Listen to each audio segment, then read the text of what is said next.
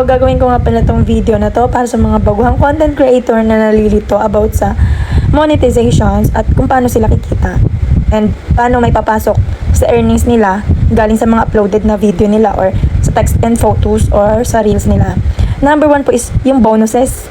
Yun po, kikita lang tayo doon pag na-unlock na yun galing po sa text messages and photos na upload po natin dyan sa ating Facebook. About naman po sa in-stream ads, kikita lang tayo doon pag nag-upload po tayo ng videos na may ads. Doon din po tayo kikita at ipapasok sa earnings natin. About naman po sa ads on reels, sa mga reels na uploaded lang po tayo kikita doon. Kaya check nyo na po sa tools nyo kung ano yung naka-unlock lang doon.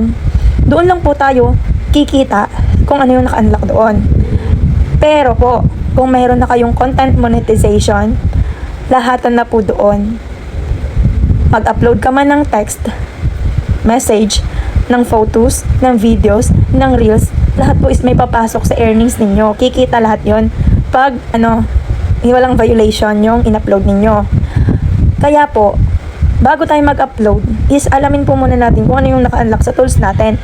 Kasi po, pag hindi pa naka-unlock yung bonuses natin, tapos nagtatype tayo ng message sa Facebook natin, nag-upload tayo, wala pong kita yon kahit mag-upload kayo ng photos, kung hindi pa naka-unlock yung bonuses nyo, walang kita yon.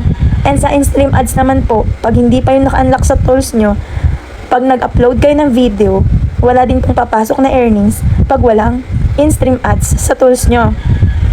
Sa reels naman po, kahit mag-upload tayo ng reels, pag wala pa tayong ads on reels, sa may tools natin na naka-unlock na, wala pong earnings na papasok sa atin. Hindi tayo kikita sa reels natin.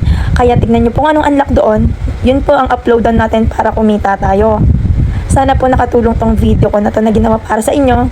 Paki-follow na rin po and paki-share ng aking video kung ito po ay nakatulong sa inyo. Maraming salamat!